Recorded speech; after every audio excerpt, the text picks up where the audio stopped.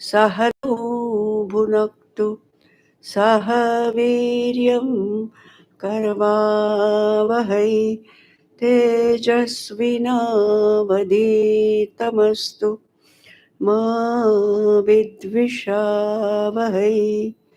ॐ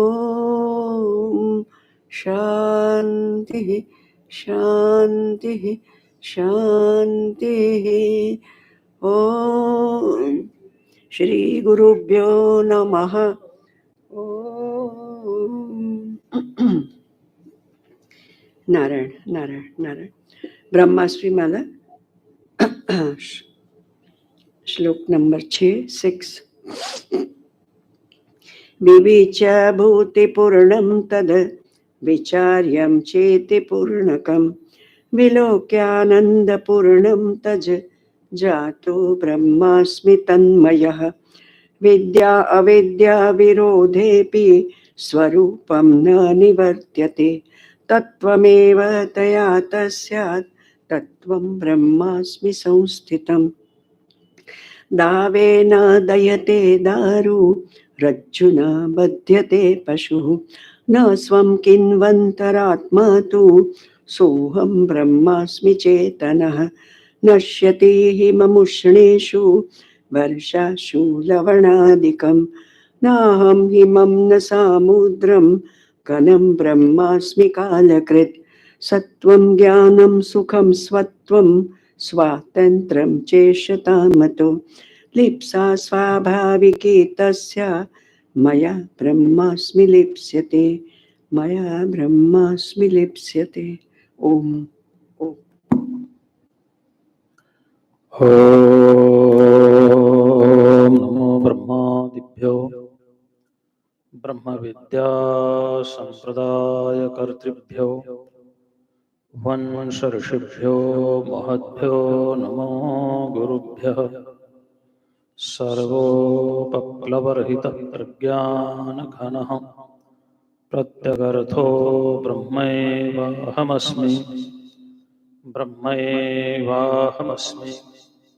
ओम शांति शांति शांति। शंकरं शंकराचार्यं केशवं बादरायणं सूत्रभाष्यकृतौ वन्दे भगवन्तौ पुनः पुनः। ईश्वरो गुरुरात्मेति मूर्तिभेदविभागिने व्योमवद्व्याप्तदेहाय दक्षिणामूर्तये नमः। ओम शांति शांति शांति। अपरोक्षानुभूति भगवान शंकराचार्य द्वारा विरचित वेदांत का एक प्रकरण ग्रंथ। उसके ऊपर कल विचार कर रहे थे और विचार में वैराग्य की बात आई थी। 4 प्रकार के साधनों में सबसे पहला भगवान शंकराचार्य ने अपरोक्षानुभूति में वैराग्य को लिया है। हाँ, वैराग्य की कल हमने बात की कि कहीं भाग जाने का नाम, छोड़ देने का नाम वैराग्य नहीं है कि चींटी से लेकर तिनके से लेकर ब्रह्मा तक, ब्रह्मलोक तक के समस्त ऐश्वर्यों के प्रति राग को समाप्त कर देना का नाम वैराग्य। अब विवेक की बात कर रहे हैं। विवेक किसे कहते हैं? नित्यमात्म स्वरूपम ही दृश्यम तद विपरीतगम एवं यो निश्चय सम्यक विवेको वस्तुनः स वै आत्मस्वरूपम नित्यम। विचिर पृथक भाव्य वर्बरूट है जिससे विवेक शब्द बना है, मतलब किसी चीज को अलग अलग कर देना। तो विवेक का मतलब है दो के बीच में, दो होना जरूरी। विवेक में मिलावट होना जरूरी है, तभी ना विवेक होगा। डिस्क्रिमिनेशन ऑफ टू,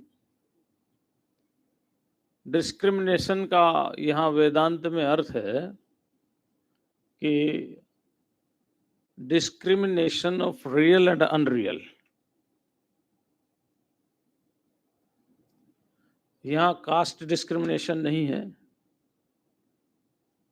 यहाँ कलर डिस्क्रिमिनेशन नहीं है, यहाँ डिस्क्रिमिनेशन है the discrimination of real and unreal, नित्य और अनित्य का विवेक, समझ।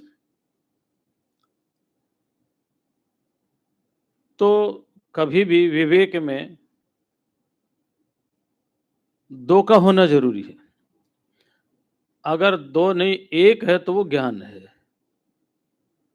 शब्दों का ध्यान दीजिए, क्योंकि संस्कृत में जो शब्द है वो अपनी वर्ब रूट मूल धातु से प्रकट हुए। तो विवेक का अर्थ है पृथक करना। तो किससे पृथक करेंगे? अलग करना। तो किससे अलग करेंगे? जब कोई दो चीज होगी या दो से अधिक होंगी, दो या दो से अधिक वस्तुओं को एक दूसरे से अलग करना होता है। जब एक ही है तो फिर अलग करना क्या? पृथक भाव ही नहीं है, एक ही है। तो वह ज्ञान, नॉलेज, विजडम। तो एक है नित्य, आत्मस्वरूपम ही नित्यम। जो आत्मा का स्वरूप है वो क्या है? नित्य है। और दृश्यम तद विपरीतगम, जो दृश्य है, whatsoever seen is विपरीतगम, क्वाइट अपोजिट ऑफ नित्य। वो विपरीत, वो अनित्य है। तो यदृश्यम तदनित्यम, जो जो दृश्य है, जो जो दिखाई दे रहा है, वो अनित्य है। अब देखो क्या क्या दिखाई दे रहा है। जो भी दिखाई दे रहा है वो अनित्य है। जो भी जाना जा रहा है इंद्रियों के द्वारा, यद्यपि ईश्वर भी इंद्रियों के द्वारा ही जाना जाता है। कैसे? हम ईश्वर की महिमा सुनते कान के माध्यम से, हम ईश्वर का चिंतन करते मन के माध्यम से। तो कान भी इंद्रिय है और मन भी इंद्रिय है। लेकिन जिसका हम श्रवण कर रहे हैं और जिसका हम मनन कर रहे हैं वो इन दोनों से परे है। वो विकार नहीं है, अविकारी है। तो जो जो विकारवान है वो अनित्य है, जो जो अविकारी है वो नित्य है। और अविकारी एक ही है, आत्मा। तो विवेक क्या? नित्या नित्य वस्तु विवेक। नित्य और अनित्य वस्तु को समझ लेने का नाम विवेक है। नित्य क्या है, अनित्य क्या है? वेदांत में ब्रह्म ही एकमात्र नित्य वस्तु है। ब्रह्म के अतिरिक्त जो कुछ वस्तु है, whatsoever it may be the seen is perishable, एम्फेरेबल। जो कुछ है वो सब अनित्य है। जो अनित्य है और जो नित्य है ये दोनों आपस में मिल गए। भगवान शंकराचार्य ने वेदांत दर्शन ब्रह्मसूत्र की भूमिका में बड़ा सुंदर लिखा उन्होंने। वहीं से वो प्रारंभ करते हैं, चोट वहीं पर मारते जहां मारनी चाहिए। यही गजब की बात है।